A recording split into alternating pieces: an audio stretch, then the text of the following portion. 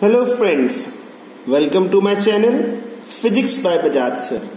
आज मैं आपके साथ +1 का न्यूटन लॉज ऑफ मोशन का लेक्चर 4 डिस्कस करने जा रहा हूं। लेक्चर 3 में हमने इम्पल्स के बारे में डिस्कस किया था, तो आज हम इम्पल्स की बेसिक एप्लीकेशंस और उसके न्यूमेरिकल्स के साथ डिस्कस करेंगे। एप्लीकेशन इम्पल्स में सबसे पहला टॉपिक आता है, when a person falls on a cemented floor he got injured badly as on cemented floor, change in momentum takes place in a very short time, so the effect of force is more। ये चीज समझनी सबसे ज्यादा जरूरी है। Impulse हमने तो force लगा दी, पर उस फोर्स का इफेक्ट, उस फोर्स ने काम कितनी जल्दी किया कि लेट किया, ये चीज समझना है। और हमें पता है Newton second law of motion ने कहा था कि फोर्स के एप्लीकेशन से मोमेंटम में चेंज आता है। अगर मोमेंटम में चेंज बहुत जल्दी आ जाए तो इफेक्ट ऑफ फोर्स बहुत ज्यादा होगा, अगर मोमेंटम में चेंज स्लो आए तो इफेक्ट ऑफ फोर्स भी कम होगा। ये चीज समझनी जरूरी है। तो अगर एक इंसान सीमेंटेड फ्लोर की बजाय सैंड के ऊपर गिरता है तो उसके मोमेंटम चेंज होने में टाइम ज्यादा लगेगा, तो इफेक्ट ऑफ फोर्स कम हो जाएगा, तो उसकी इंजरी भी कम होगी। Okay, why shockers are provided in vehicles. Shockers मतलब शॉक एब्जॉर्बर्स।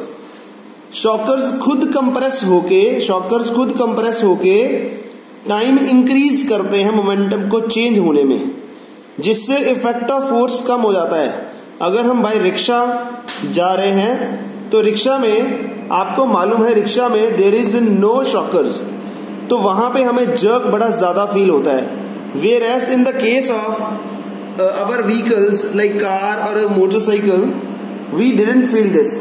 उसमें क्या सिस्टम है, शॉकर्स लगे हैं, उसने टाइम इंक्रीज कर दिया, जिससे हमें इफेक्ट ऑफ फोर्स डिक्रीज हो गया और हमें इंजरी नहीं होती है। An athlete is advised to come to stop slowly after finishing the fast race so as to increase the time taken by changing the momentum. Hence increase करना ना time, hence reducing the effect of force. एकदम से रुकता नहीं है, भागते रहो, धीरे धीरे मोमेंटम चेंज करना है। अगर एकदम से रुक जाएगा तो he will fall forward and get injured. Okay, why it is easier to catch a tennis ball than to catch a cricket ball? आपको पता है क्रिकेट बॉल का मास ज्यादा होता है, तो उसके पास मोमेंटम भी ज्यादा होगा, और अगर मोमेंटम ज्यादा होगा, राइट, हैवियर है तो contain more momentum, therefore it exerts larger force on the hands. Question आता है, why buffers are provided in bogies of a train. Buffer समझते हैं, दो ट्रेन्स को जोड़ने वाली। हमें लगता था बचपन में कि ये दो मैग्नेट्स है जिनके साथ ट्रेन जुड़ी है, पर actually these are the buffers. ठीक है, एक वर्टिकल शॉकर्स होते हैं, एक हॉरिजॉन्टल शॉकर्स होते हैं। जो हॉरिजॉन्टल शॉकर्स हैं, जब ट्रेन को ब्रेक लगाते हैं या ट्रेन एकदम से पिकअप लेती है, उस दौरान कि ये जो हमारी बोगीज है वो ट्रेन की पटरी से नीचे ना उतरे, उसके लिए ये शॉकर्स लगे होते हैं, जिनको हम बफर्स बोलते हैं। तो ये क्या करते हैं, when brakes are applied buffers increase the time for the change in momentum, hence reduces the effect of force. ये क्वेश्चन है, खुद आंसर दीजिएगा इसका।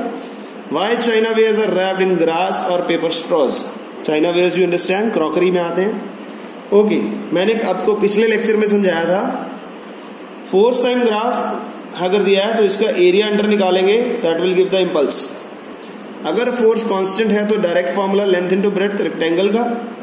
अगर फोर्स वेरिएबल है तो हमें इंटीग्रेट करना पड़ेगा, निकाल तो तब भी एरिया अंडर द ग्राफ ही रहे। What it, area under the graph of force time graph will give you the impulse. Question देखिए, क्वेश्चन है, a batsman hits ball in straight direction without changing its speed of 12 meter per second if the mass of ball is 150 gram, find impulse imparted to it। 12 metre per second से ball आई, bat से टकराई और 12 metre per second से वापस चले गई। और ये जो वेलोसिटी का कॉन्सेप्ट है, momentum is a vector quantity, तो चेंज इन मोमेंटम अगर हम देखें that will be directly formula हम यूज कर सकते हैं, -2mv, या आने का 12 जाने का -12।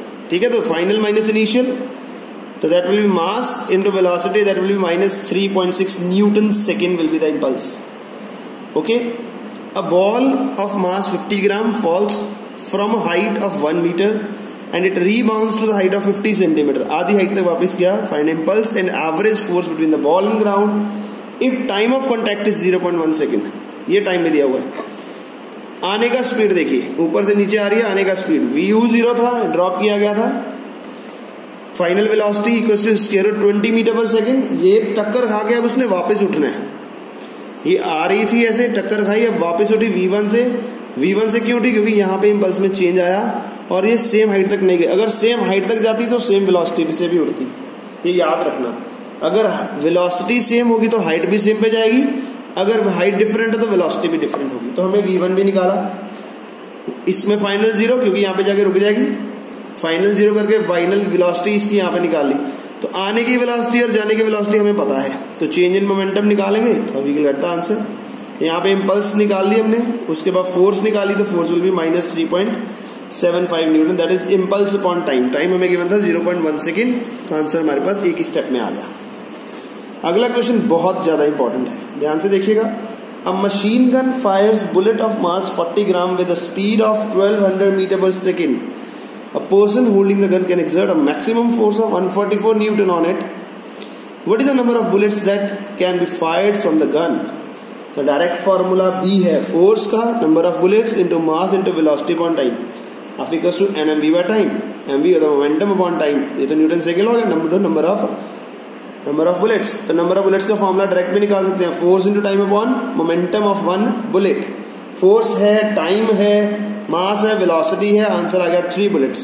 तो the gun can fire 3 bullets पर सेकंड के हिसाब से चल रही है। ओके जी, अगला क्वेश्चन बोर्ड में भी आ चुका है, वेरी इंपॉर्टेंट, और आपके हाउस टेस्ट में भी आएगा, वैसे भी कंसेप्चुअल एमसीक्यूज में भी इंपॉर्टेंट है। देखिए ध्यान से, a ball is moving with a momentum of 5 kilogram meter per second and strikes against a wall at an angle of 45 degree. Diagram should be clear. At an angle of 45 degree and reflected back at the same angle with same speed. क्या बात है जी, find change in momentum. अब देखिए जी, ये momentum vector है, vector आने का ये रहा, जाने का ये रहा, आने का जाने का, आने वाले के वो कंपोनेंट ब्रेक किए, ये 45 तो ये भी 45, cos थीटा sin थीटा, जाने का एंगल सेम किए, cos थीटा sin थीटा।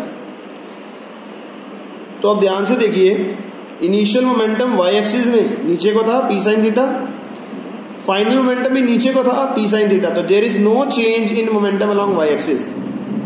तो change in momentum along y axis is 0, कोई चेंज नहीं हुआ, direction same, value same, but change किस में आया, हॉरिजॉन्टल डायरेक्शन में। हॉरिजॉन्टल में क्या है, p cos थीटा इधर को, अब p cos थीटा इधर को, डायरेक्शन चेंज हो गया, माइनस आएगा, तो ये आ गया 2p cos थीटा एक तरह से, p इनिशियल p फाइनल, तो that is 2p cos theta.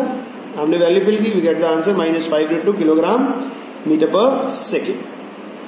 2 billiard balls, NCERT question, 2 billiard balls, each of mass this, moving in opposite direction with the speed of this, collide and rebounds with the same speed.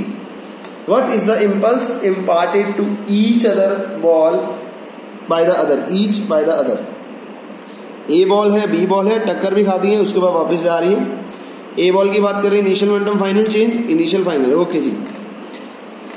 इसको positive, इसको negative, इसको negative, इसको positive, okay जी। Initial momentum mv, final momentum -mv, तो change कितना आ गया, -2mv, ये आंसर आ गया जी। क्लियर है, इनिशियल mv, फाइनल -mv, इसके लिए mv -mv, इसका इनिशियल -mv, फाइनल +mv, तो चेंज वो भी निकाल लिया, इसका चेंज माइनस में, इसका चेंज प्लस में, आंसर इज क्लियर। इंपल्स निकालनी है तो चेंज इन मोमेंटम निकालिए, आपका जवाब 1 सेकंड में आ जाएगा।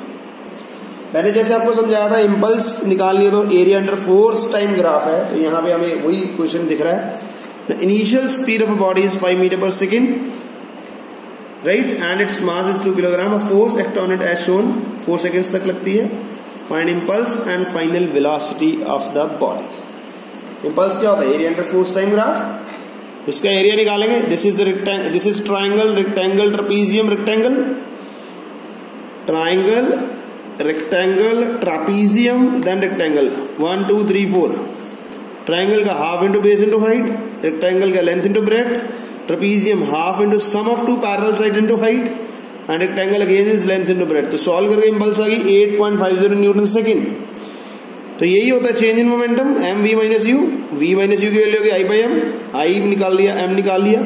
इनिशियल वेलोसिटी आपको पता था दैट इज 5, और चेंज आपने निकाल लिया 4.25 का, तो फाइनल वेलोसिटी कितनी आ गई, that is 9.25 metre per second.